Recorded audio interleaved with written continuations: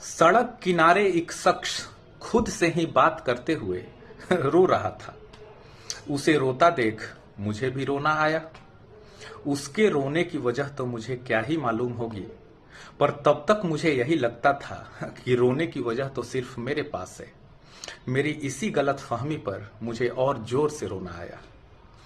कुछ कदम आगे बढ़ा तो एक बदकिस्मत अपना खाली कटोरा मेरी ओर धर मुझे बेबस निगाहों से टकटकी लगाकर देखने लगा और बोला, पैसे नहीं दोगे तो कुछ खरीद कर खाने को ही दे दो। और तब तक मुझे यही लगता था कि प्रकृति मेरा पेट भर देती है तो कौन सा एहसान कर देती है मुझ पर। मेरी महत्वाकांक्षा की कटोरी तो खाली ही रह गई अब तक। इन्हीं ख्यालों में गुम मैं अपने घर पहुंचने ही वाला था और जैसे आखिरी चौराहा पार कर रहा था, अचानक रॉन्ग साइड से एक गाड़ी से मेरी टक्कर होते होते बची। चंद सेकंड के फासले से अंजाम कुछ और भी हो सकता था। और तब मुझे एहसास हुआ कि हमारी सांसों का चलना और दिल का धड़कना किसी हसीन मुकद्दर से कम तो नहीं।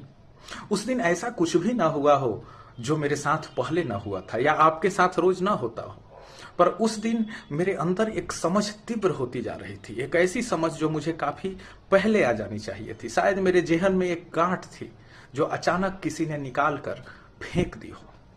उस रात मैं अपने छोटे से कमरे में बड़े ही सुकून के साथ गहरी नींद में सोया। सुबह आंख जल्दी ही खुल गई। मेरे शरीर का वजन तो पहले इतना ही रहा होगा, पर मुझे अंदर से काफी हल्का लग रहा था। मुझे सुनाई पड़ी घर के पीछे पेड़ पर बैठे चिड़िया की चहचहाहट, जो आती तो रोज होगी पर बेजा फिक्र ने मेरे कान पर धूल जमा दी थी शायद।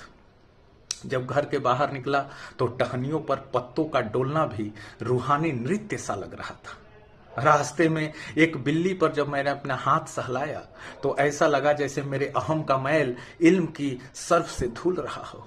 उस दिन वापस लौट मैंने खुद को अच्छे से संवारा और जब अपने आप को आईने में निहारा तो मुझे मिल ही गया वो शख्स जो दुनिया के बनाए तौर तरीकों में कहीं गुम सा हो गया था और जिससे मिलने को मुझे बेसब्री से इंतजार था। शायद ऐसा ही आंतरिक विध्वंस हुआ होगा सिद्धार्थ के अंदर भी, जब वो महल छोड़ मनुष्य से बुद्ध बनने की राह पर निकल पड़े थे। शायद उस दिन मैं भी भेड़ चाल में चलने वाले पशु से एक मुकम्मल मनुष्य बनने की राह पर